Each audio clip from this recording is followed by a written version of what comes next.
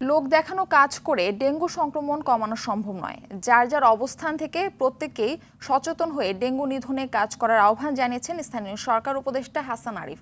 সকালে আরমানিটোলা সহ বিভিন্ন এলাকায় ডেঙ্গুর নিধন কার্যক্রম পরিদর্শনে ফিরে এসব কথা জানান। বলেন, ডেঙ্গুর সময় প্রথম দিনে জ্বর হলেই ডাক্তারের পরামর্শ নিতে হবে। এছাড়া ডেঙ্গু নিধনে ঢাকা দক্ষিণ সিটি কর্পোরেশনের 12টি টিম কাজ করছে। যারা দায়িত্বে আছেন তাদের সচেতন হয়ে কাজ করার আহ্বান জানান তিনি। নিজ উদ্যোগে পাড়ায় পাড়ায় এবং মহল্লায় পরিষ্কার পরিচ্ছন্নতার কাজ করার কথাও বলেন হাসান আরিফ।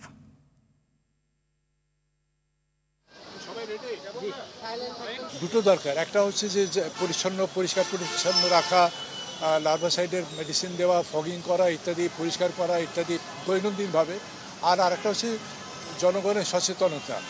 আমরা স্টাডি করে দেখছি যে 3 দিন 4 দিন পরে যখন পেশেন্ট ক্রিটিক্যাল হয়ে যায় তখন আর ঢাকার আশপাশ থেকে নিয়ে আসা হয়। ওই ফ্লুয়েঞ্জা, হালকা একটু জ্বর, ঠান্ডা লেগেছে, এগুলো বলে যেন আমরা এই ডেঙ্গুর সময়, ডেঙ্গুর সিজনে এগুলো যেন আমরা নেগলেক্ট না করি বা হালকাভাবে না নিই।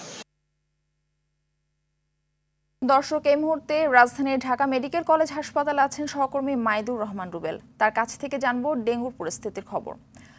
রুবেল, ঢাকায় ডেঙ্গুর প্রকোপ এখন কেমন এবং ঢাকা মেডিকেলে ডেঙ্গু রোগীর চিকিৎসা কেমন চলছে, ডাক্তাররা কি বলছেন এই বিষয়ে জানাবেন। মারফি, আসলে এখন চলছে ডেঙ্গুর মৌসুম। এই মৌসুমে ডেঙ্গুর প্রাদুর্ভাব প্রচুর বাড়ে এবং ডেঙ্গুর রোগীর সংখ্যা জোয়ারের মতো আসতে থাকে হাসপাতালগুলোতে। ঢাকা মেডিকেলে গত 48 ঘন্টায় ভর্তি হয়েছে 65 জন রোগী এবং আজকে সকাল থেকে এখন পর্যন্ত 12 জন রোগী ডেঙ্গু আক্রান্ত নিয়ে ভর্তি হয়েছে বলে আমরা জানতে পেরেছি। এবং আপনি জানেন যে ঢাকা মেডিকেলের এইখানে ডেঙ্গু চিকিৎসা এখন পর্যন্ত 20টি সিট রয়েছে এবং 20টি সিটের বিপরীতে এখানে ডেঙ্গুর জন্য লড়াই করতে হচ্ছে অন্তত 65 জন রোগীকে। যেই কারণে মূলত সিটের পাশাপাশি দেখা গেছে যে ফ্লোরগুলোতে অর্থাৎ মেঝেতে রোগীর ভর্তি করে চিকিৎসা দেওয়া হচ্ছে এবং এখানকার চিকিৎসকরা বলছে তারা তাদের মতো চেষ্টা করছে, কিন্তু শেষ মুহূর্তে অনেকে চলে আসে জটিল করে, সেই ক্ষেত্রে সেই ধরনের রোগীর মৃত্যু ঝুঁকি থাকে। গতকাল একজনের মৃত্যু হয়েছে ডেঙ্গু আক্রান্ত হওয়ার কারণে এবং আজকে পর্যন্ত এখন পর্যন্ত আমরা যেটি দেখেছি যে রোগী আসছে, শুধু ঢাকা মেডিকেল না, অন্যান্য মেডিকেল কলেজ হাসপাতালগুলোতেও দেখেছি ডেঙ্গু রোগীর সংখ্যা বেড়েছে এবং যেই কারণে এটি উদ্বেগেরও। আপনারা একটু আগে, আমরা কিছুক্ষণ আগে আমরা দেখেছিলাম যে স্থানীয় সরকার উপদেষ্টা বলছিলেন যে ডেঙ্গুর বিষয়টি তারা বুঝতে পারছেন যে পরিস্থিতি খারাপ হচ্ছে এবং তারা বলছেন যে 12টি টিম কাজ করছে ইতিমধ্যে।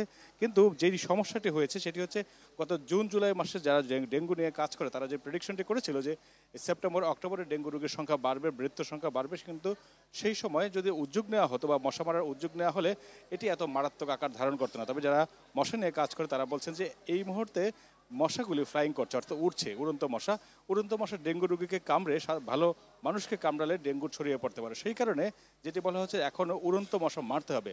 উড়ন্ত মশা না মারলে দেখা গেছে যে এই পরিস্থিতি আগামী মাসে আরও ভয়াবহ রূপ ধারণ করতে পারে।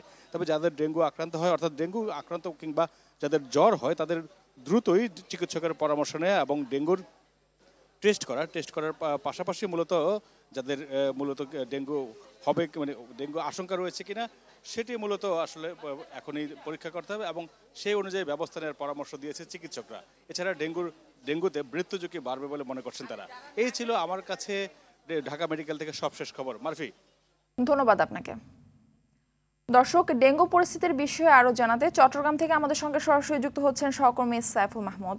সাইফুল, চট্টগ্রামের ডেঙ্গুর পরিস্থিতি কেমন দেখছেন জানাবেন এবং এই বিষয়ে প্রশাসন কি উদ্যোগ নিয়েছে? জি মারফি, আসলে যেমনটি বলেছেন, চট্টগ্রামে দিন দিন ডেঙ্গুর পরিস্থিতি বেড়ে চলছে। কোনোভাবে কিন্তু আসলে ডেঙ্গুর যে পরিস্থিতি সেটা নিয়ন্ত্রণ করা যাচ্ছে না। গত 24 ঘন্টার রিপোর্ট আমরা এখনও জেলা সিভিল সার্জন থেকে পাইনি। তার আগের 24 ঘন্টার রিপোর্ট আমরা পেয়েছিলাম। তার আগে 24 ঘন্টায় 12 জন আক্রান্ত হয়েছিলেন এবং সেই সাথে একজন মৃত্যুবরণ করেছিলেন।